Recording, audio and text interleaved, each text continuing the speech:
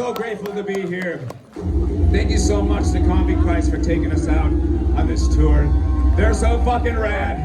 I've been listening to them for a long time, so to be on the road with them, it's surreal. And to be in front of y'all is even more of a fucking dream. So let's have a little ghost story.